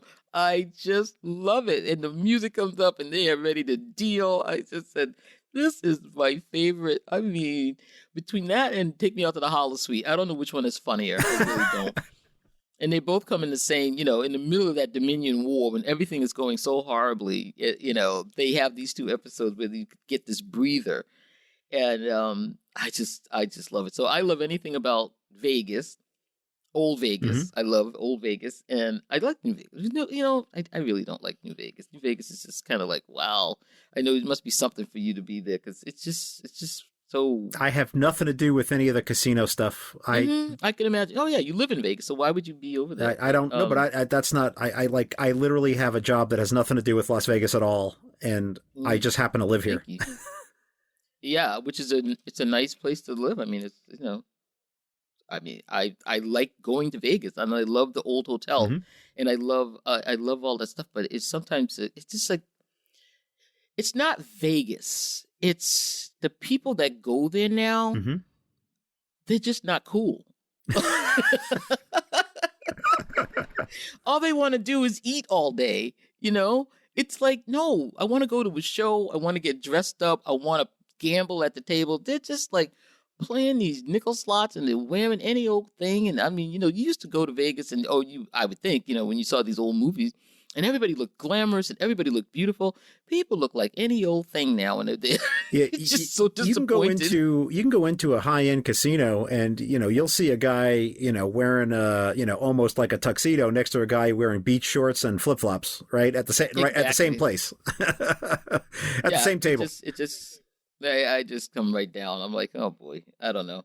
So what I did like about this also is that, again, another guest star, great guest star, and besides James Darren, who's amazing. I had such a crush on him. Okay, on the cruise, I lost my mind because I had my picture taken with Moondoggie. I was so happy.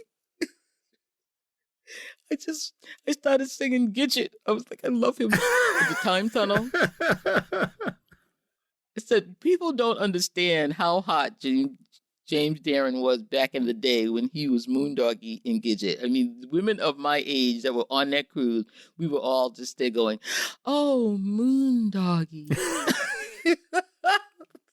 And he was not fighting it. He was not fighting it. He still looks great. His voice is great.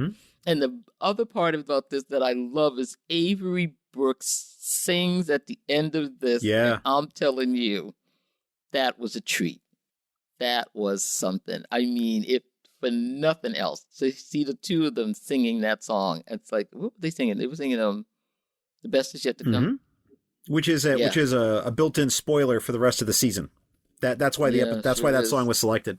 I bet it. Yeah, I know. Yeah. But I love watching all of the cast sitting there smiling because they were really getting a kick out of watching Avery Brooks sing. And he's such a musician and he doesn't sing at all in the rest of the show. And he finally gets this chance and that baritone voice comes out. And I mean, you just drop your glass. You're like, oh, my boy starts scatting. I was like, oh, no, he didn't. I think I read in one of the materials I was reading to prepare for this that one of the concepts that Ira was thinking about as they were putting the episode together is that there was a lot of negative fan reaction to the Vic Fontaine character. And there was a lot of people who just hated him. And the idea was that, well, we're going to make an episode where Cisco is not cool on Vic and he wins him over. So if he can win over Cisco, he can win over anybody. So get with the program, kids. Pally. Get with the program, Pally. One of the, just a little thing in this episode, by the way, that I really appreciated as I was rewatching it for this was when we find out that Vic's having a problem, who's the first one to stand up and be like, if Vic's having a problem, they got a problem with me. We're going to solve it. Nog, right? Nog was on it, boy. He was up. Yeah, what? Our boy Nog was like, it's on like Donkey Kong. We're gonna go solve this, and other people just calm down, go back over there, and he's like, no, look, I had problems, and Vic helped me, and we're gonna help him, It's just fantastic. They were so okay, yeah, here's what we're gonna. I love the practice scenes where they were running through what they were gonna do, and then who's the one that says, okay, we got to run through it one more time? It was Cisco. He's like, one more time, let's do it from the top. I said, oh my God.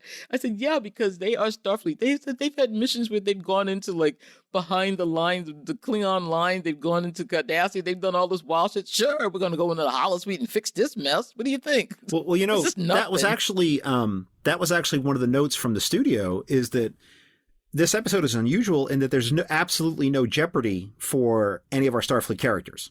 Right? There's no Dominion ship that's about to blow up the station, right? It's just about Vic, and it's all holodeck, and it's all, digital, it's all notional. And so they were like, are people really going to like this, because it's not about our main Starfleet characters, dealing with something, having real jeopardy. But no, I thought it was just fantastic. But for me, I mean, and I don't know what this says about me, but my favorite, I didn't have much of an interest in many of the Starfleet characters in Deep Space Nine. My favorite characters are Ezri, if you really want to count that. Ezri, Quark, and Vic are my favorites. So I love episodes with them, and give me a lot of Vic, and I'm very happy. And I also have an irrational love of Vegas. So yeah, exactly. I mean. I just love Vic, and I love the place. I was surprised that Sirach wasn't in it. I don't know why. He's the only one that wasn't in this one at all. Well, they had a lot of people in this episode. I mean, we had Robert Riley doing a bit as well. I mean, just there were so many. Yes. He's the second. Yeah, the accountant guy. Viewer, right? Yeah, it's something like that. Account man. Yeah. So they just had so many people in this episode. It didn't surprise me that they just couldn't put in one more thing. Yeah, yeah, probably. So my guest star in this one that I absolutely loved was the guy that plays Mr. Zemo. Mm-hmm. Mark Lawrence. So, if you are a classic Hollywood fan like I am, or even classic TV, you've seen this man a million times. He always plays a gangster. And so when he comes in there, where's my money, Mr. Zemo? It is straight out of, listen, it was Key Largo. If you have not seen Key Largo with Humphrey Bogart and Lauren Bacall, he comes in, this is Ziggy. His name is Ziggy in that movie. And he comes into the hotel. He's like, where's my money? I mean, it's the same. I was like, oh my God, they're doing Key Largo. So watch Key Largo and remember Mr. Zemo. He comes in there with the girl on his arm. Oh, yeah. Same thing. Oh, yeah. He didn't have great. to do any prep for this. He's been in so many gangster movies, and he's done like 4 James Bond movies. You know, go back. The guy is, he starts off in like 1946 or something, and he's doing Star Trek here at the end of his life. He has maybe a couple more credits after Star Trek, and he passes away. But I was so thrilled to see him in that scene because I was like, oh my God, it's Ziggy. Well, Subrina, we've talked about the fact that you've been a Star Trek fan since the beginning. You're a sci-fi fan, obviously, as well. You've decided to start podcasting about Star Trek. You have a very successful show. People who don't do this don't know how much time it takes. It's certainly a lot of work to do a podcast. You've been going to conventions. You've been going on the cruise, which, these are not inexpensive things to do. So obviously, Star Trek is a very important part of your life. What does Star Trek mean to you? Why do you care about it? Well, I think, one of the things I love about Star Trek is that it was one of the first shows that showed me what could be. And when I was growing up, there really weren't a lot of shows where I saw anyone like me. And I know it sounds trite, but if you are in a world that is all white and all you see are white people all the time, everywhere. I went to all white schools, everything. So it was really great to watch this show as a young kid before I really was going into, I was sent to, out of the neighborhood schools, and I was, going into like the suburban schools to see Uhura. It was a big deal. It was a really big deal. And to see her as a bridge officer, and I wanted to be an astronaut like nothing you ever knew. I mean, I went into Civil Air Patrol. I took astronomy classes at MIT on the weekends. I was that kid. I was nerdball. Then, I ended up having bad eyes and bad ears, and I couldn't go into the service. But I was going ROTC. It was crazy. I wanted to go. I wanted to be an astronaut. So this was a show that really showed me that I could do it. And I think later on, when I was telling somebody else, like seeing Nichelle Nichols in that show and being like but she was the only black woman on that bridge. She was the only black person on that bridge, and she was just doing her job, and she was making everything happen. And I know people that are younger now look at that show and they don't know what the big deal is. But for me, it let me know that I could walk into mostly male, all white worlds and do my job, and I would be all right. I ended up going to the College of the Holy Cross. I think I'm the second class of 4-year women. We had like maybe 20 black women on that campus. It was all Irish Catholic guys, which is actually kind of fun, but it was tough. It was really tough. It was hard. I mean, it's like, wow. I mean, this is not my world. And I was a physics engineering major, so I was in the classes with all guys. There weren't even any of the 20 women that were in the school with me weren't in that class. So I had a very hard time there that first year. And I went on to be an accountant, and I remember when I was being interviewed by one of the big 8 firms. We had 8 of them back then. And the interviewer said to me in Boston, got to clarify that this is Boston. How do you feel knowing that you will never make partner? And I said, what? Wait, how are you going to come up and say something like that to somebody? Do you say this to all the kids interviewing? I don't think so. But, you have to push through it, and you have to push on and keep going. And I have a pencil cup that has pictures of Nichelle Nichols as Uhura all around it. And it has gone with me from school to job to job to job. I think I've had that pencil cup for, 30 years or 40 years. It's all yellowed and it's got tape on it and everything. But every now and then, when somebody's giving me a hard time, I just look at that cup and I'm like, oh, damn, girl. These people. And I have Uhura on my desk all the time. So Star Trek has really meant a lot to me. And all the people in Star Trek, not just Nichelle Nichols, but she especially. But watching Sonequa now, Gene Roddenberry for doing all of that, Leonard Nimoy also from Boston for sticking up for people that were not being paid the same or getting the same kind of time. He was really a step-up guy. There's just so many people in these shows that are extraordinary. And the love that we've gotten from a lot of the Star Trek people for the SyfySistas to help us along, the Anson Mount has been absolutely phenomenal, giving us time and bringing us along and things. I mean, he didn't have to do that. He didn't have to say he wanted us to have an interview. He's like, I want to interview you because I want people should know who you are.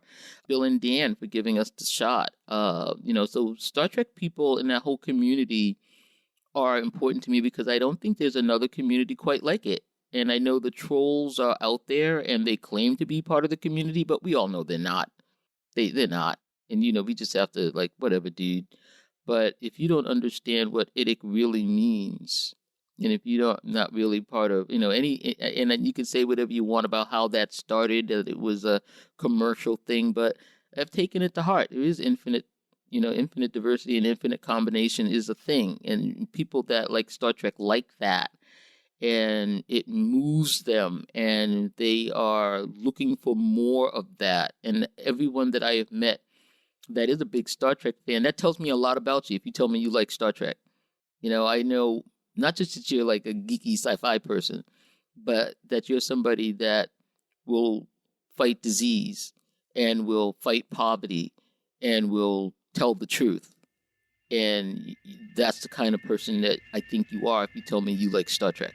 Well, Subrina, I've enjoyed our conversation. I have too. It's been a delight.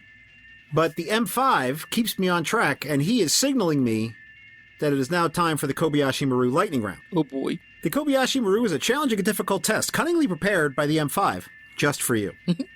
Should you not only survive the test, but pass it as well, the M5 will award you an honorary Star Trek title on behalf of our little program.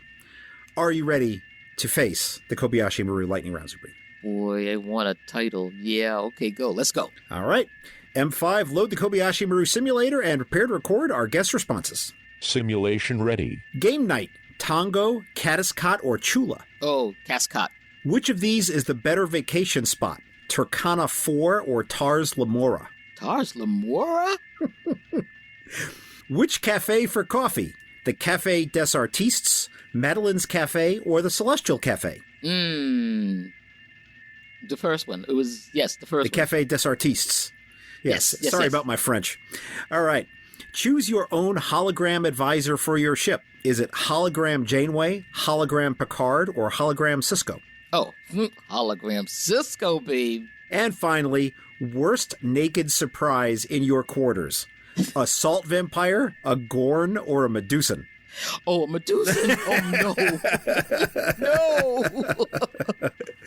Simulation complete. M5, please compute the results and tell us if our guest has passed the Kobayashi Maru. Analyzing results.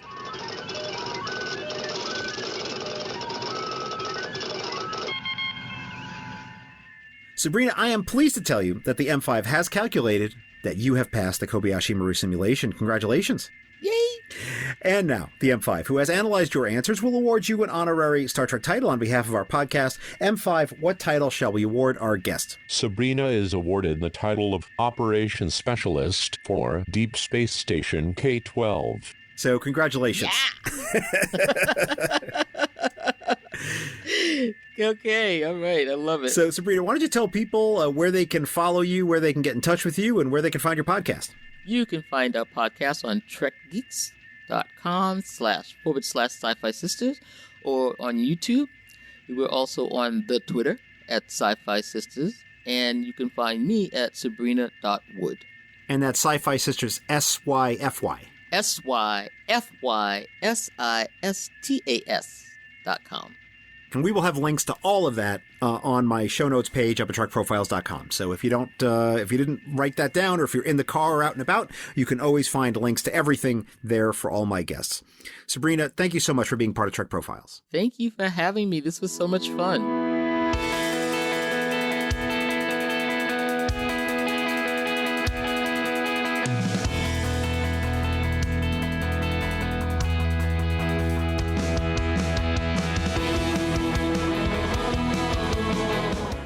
Here ends this installment of the Trek Profiles podcast. And before we offer a Trek quote to close the episode, I'd like to remind you that you may send us your happy hails of hello, your frightfully frank flames of fury, or your procedure for synthesizing a super serious Sumerian sunset to feedback@trekprofiles.com or on Facebook or Twitter at Trek Profiles. Anything you send us may be used in the show, or it may be traded away to the outrageous Okona for some flame gems. Some portions of the Kobayashi Maru lightning round questions in this very episode were written by listener Adam Saunders. I encourage every one of you to send me your ideas for questions, and I thank Adam for his contributions. This time, I'll leave you with a quote from the episode Yesteryear, where Mr. Spock says, quote, "Every life comes to an end when time demands it. Loss of life is to be mourned, but only if the life was wasted. Ichaya's was not." Close quote. Thanks for listening, and live long and prosper.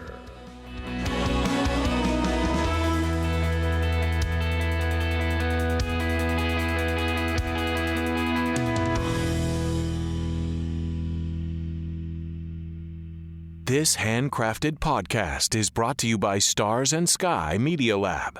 It's cosmic.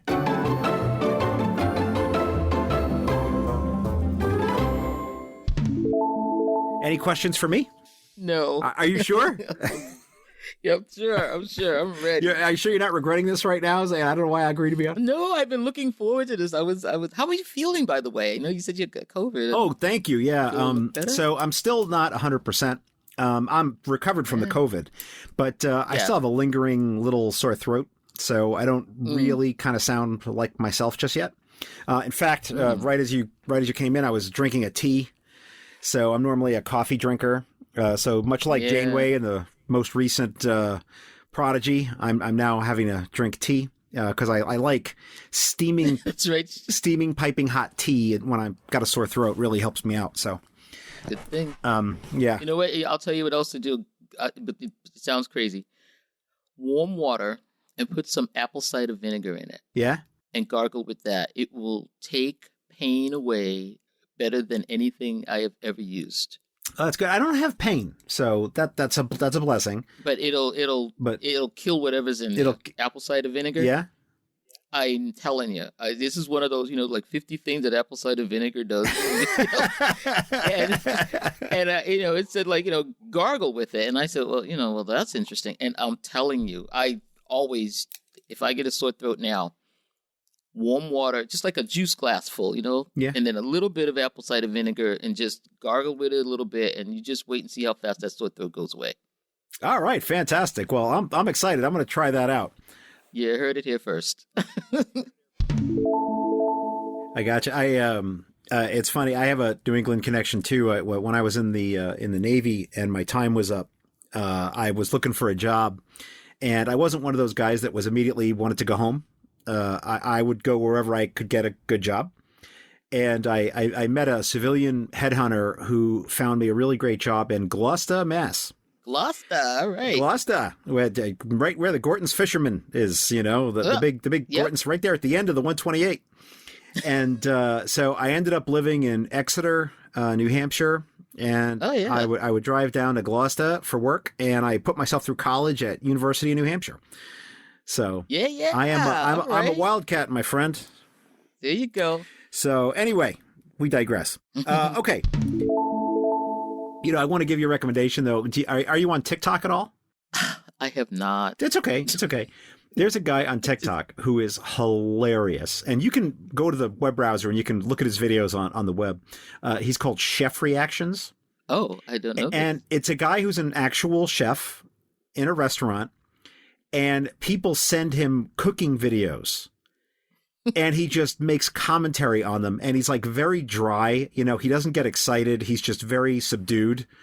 And he's watching this woman like do breading, and he's like, "You never heard of wet hand, dry hand?" You know, and like he just like makes these like dry comments, you know, and it's very funny. It's very funny. So Chef Reactions on Twitter. Check him out. He's hilarious. Twitter or TikTok? He's on TikTok, yeah, but you don't have to actually have TikTok. You can like go to the web and go to. Oh, right. Yeah, you can search it all and watch them all on there. Okay. All right, I'm going to check that out because I think those kind of things are fun. Oh, he's very funny. He's very funny. Do you remember what the Café des Artistes was? Yes. Okay. Yes. Okay. Good. With Picard and his with his old girlfriend. We'll always have Paris. Yes, we'll always have Paris. Yep. And Madeline's Cafe was the one from Carbon Creek and Enterprise. Oh, okay. Right. That's where she. Yeah, but no. As soon as you said the first one, I was like, "That's the one." But then I like, what was it called again? Yeah. That one. Yeah, that one. I wish I had some French, but I don't. It was so pretty. It was so pretty. I loved it. I know. And it looked. I'm going to Paris. I'm going to Paris in a couple of months. Oh, very nice. Very expensive. Tell me about it. I'm on an installment plan, and I can barely keep up with these payments. I mean, it's horrible. So I'll tell you a funny story. My wife and I. And our son, we were in Paris, and this is a few years ago, and my wife is an accountant, and she's very strict on money. Mrs. Trek Profiles is very strict with the Quatloos. And so she, you know, but we're on a vacation, right? So we're in Paris, and at one point, it was time for dinner, and she says, "I am so sick of spending all this money to eat, like every restaurant, even like modest cafes, everything was so expensive." She's like, "Go out, find the cheapest dinner you can, and bring it back here." And I'm like, okay. So I leave the hotel, and there's like this big open, like outdoor mall kind of area across the street. So I'm walking through there at these little cafes, little shops. I'm like looking for maybe there's like a little like convenience store. I'm trying to find the cheapest dinner I can find. And I turn the corner, and what do I see? In the middle of Paris, Five Guys hamburgers. And I'm like, that's it, right? So I go into Five Guys. I order 2 cheeseburgers, 1 hamburger, and 2 French fries. Now, this is, I want to say, 5 years ago or thereabouts. Mm-hmm. Total bill was around $60 US. What? They had to import the cow. It was like outrageous. It was something in the neighborhood of $55 to $60 US for one hamburger, 2 cheeseburgers, and two fries. No drinks. I know. We're dreading it. No drink. No, we're dreading it. We're going in September of 2023, and we're saving now. I mean, you know, we're on this. Like I said, we're cruising up the Seine from Marseille up to Paris. Oh, you're taking one of the river cruises. River cruise. Oh, right? nice. If there's still water, right? I guess this summer it dried up, the river dried up or something. Oh my goodness. In the barges, I mean, oh no. So hope that there's something going to happen. But yeah, that's what we're planning. So that's why I said that one. Oh my goodness. So that's fantastic. Well, I hope you get a chance to go and have a great time in Paris on a river cruise. I've never taken a river cruise. I've taken tons of regular cruises. I've never been on a river cruise. Yes, I've never been on it. This is the first time. Yep. Oh, fantastic. Well, I'm curious to hear how it went. So post pictures and stuff on your Twitter or whatever. I'll be broadcasting. I'm sure something's going to happen. We'll tape something on that thing. Boom diggity, we're done. Was that okay for you? Yeah, it was great. All right, fantastic. Well, it's always important to me that my guests have a good time on the show. I had a great time. I had a great time thinking up like why these shows were important to me. I mean, I just picked them, and then I said, "Oh, you know, I got a common thread here. I love all these guests." Well, you know, there doesn't have to be a theme. No, but I'm an accountant, and we think like that. You know, it's true. My wife has a sign in her office that says, "Accounting, it is what it is."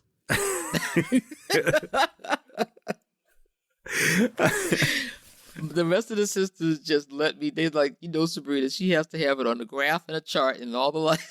Everything has to connect. There has to be a reason. All right. So my darling bride who I love to the foundation of my being. Yeah. She has a little bit of a problem though, in that because she's an accountant, all things must be done in Microsoft Excel. Like all Yes. things. Like she had to write a letter and she wrote it in Excel. And I was like, that there's like that's not the, she's like, stop right there. Everything will be okay. And I realized it was going to be like this when we were getting married. And this is like, as we record this, 17 years ago. Well, congratulations. So thank you. But we were doing our wedding planning and you had to do a seating chart. And she opens up Excel and starts drawing in like circles and stuff for the tables. And I'm like, what are we doing here? She's like, well, I'm doing the seating chart. I was like, why are you in Microsoft Excel? Stop it. I said, I realized how this was going to go. So it's so true. Okay, I'm telling you, when people send me to the Google Drive, I lose my mind. I'm like, it's in Google? The Google Excel? That's not a real Excel. It's got to be Microsoft.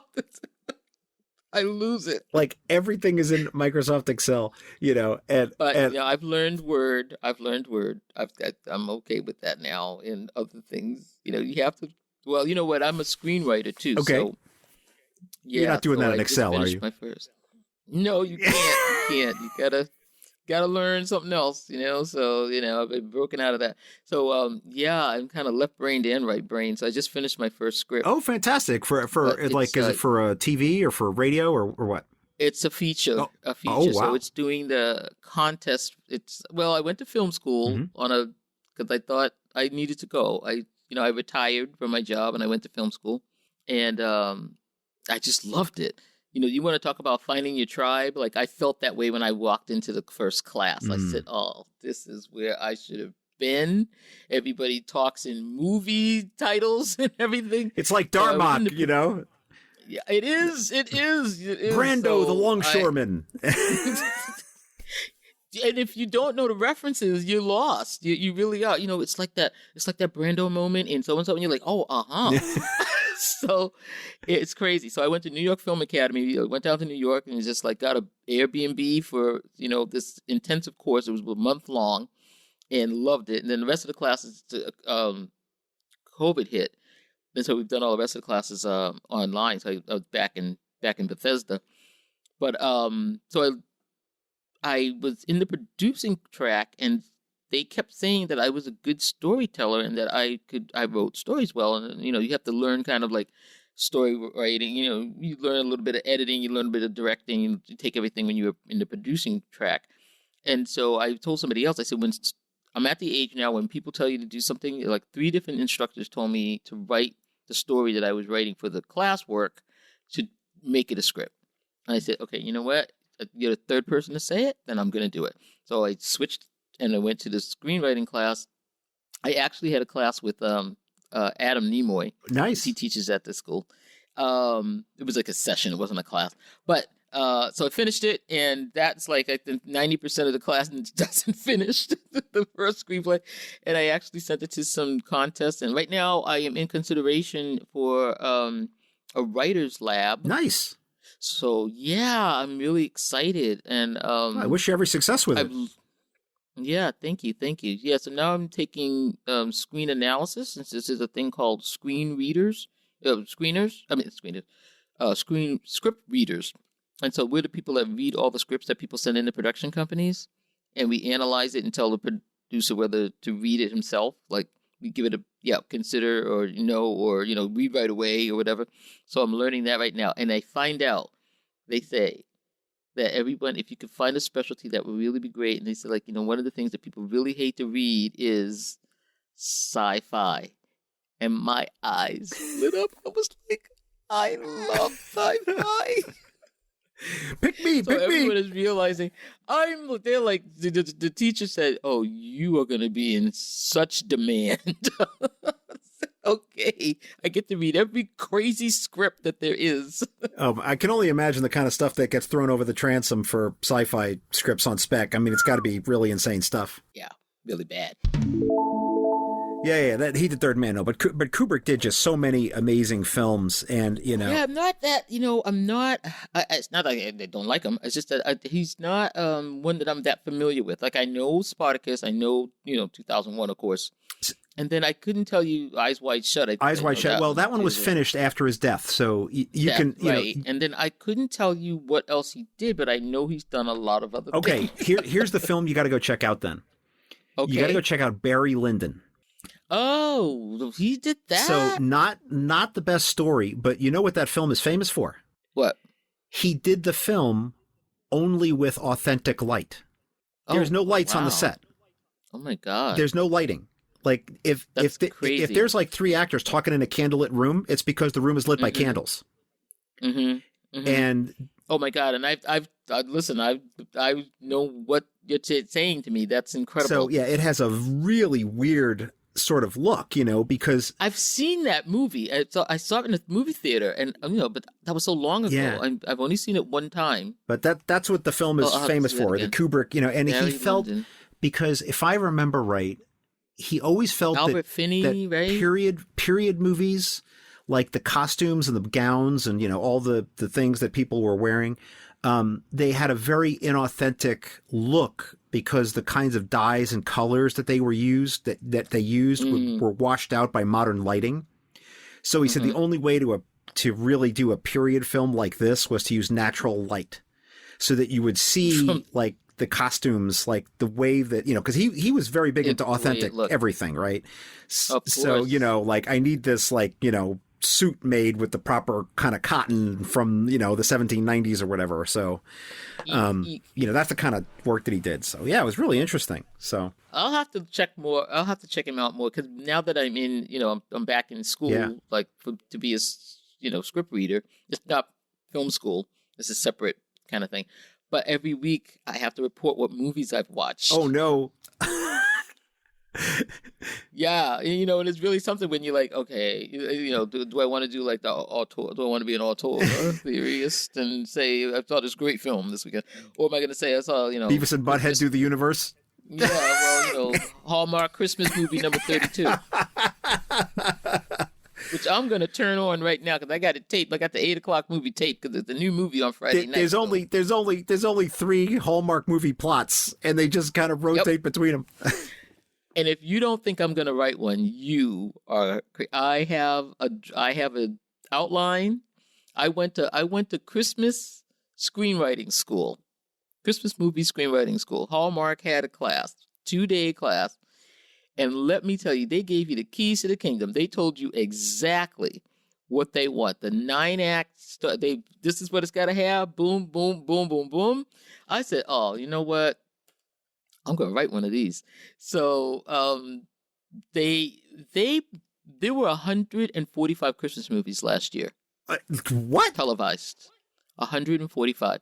Between Hallmark, Netflix, Up TV, Lifetime. Does this include like other religion stuff, like a Kwanzaa movie or like a Hanukkah film too? All that? Probably a holiday film. Holiday films? Okay. My God. Well, because, Jacob, Dr. Addis, the 2 movies he made, one was like Mistletoe and Menorah, and the other one was The 8 Days of Hanukkah. And those are my 2 favorite holiday movies. I don't care. You're killing me with this. Oh, my God. I love those 2. 8 Days of Hanukkah was the most romantic thing. He gave her a gift every day, and she didn't know who it was from. And I was like, I'm an idiot. It's from the guy right there, the one that loves you, not that other fool. But anyway. All right. So when your Hallmark movie comes out, all right, here's what I'm going to do for you. Okay. And to celebrate you for coming on the show, I'm going to commit that I'm going to do a live watch along on some platform. I don't know what it is, but I will do either a live tweet or a live watch along or something of your Hallmark film when it comes out. Is that a deal? Movie? Yep. That's it. I'll give you the outline a little bit. I'll give you the story. I had a writing prompt, in this 2-day class, and we had to pick a song and write, a paragraph. Just give me what the movie's about in the song. And so I picked the song My Favorite Things. Okay. Julie. Sound of Music, yeah. Sound of Music. Because I had an argument with someone about why this is not a Christmas song. I said, I don't understand why they sing it at Christmas. because it's got nothing to do with Christmas. The movie had nothing to do with Christmas. There's not a tree in it. There's nothing. There's nothing. There's no Santa. There's no reindeers. There's no snow. No. So, and everybody was like, no, it's a Christmas song. And I was like, it is not a Christmas song. So I wrote a blog post about why this is not a Christmas song, or how it became a Christmas song, even though it's from The Sound of Music. It's got nothing to do with Christmas. And it was because Julie Andrews sang it on the Gary Moore Christmas special, and it became a Christmas song. I said, it's a jazz standard. It's Coltrane. I don't understand why you people are singing this at Christmas time. So we had this argument. Love Coltrane. So I'm like, all right. Yeah. Love Supreme, right? Right. Favorite thing. So where do you stand on the Die Hard Christmas film? That is not a Christmas movie. Is that it? So, yeah. I used to have that argument with my husband. He's like, it's definitely a Christmas movie. It is not in my rotation. No.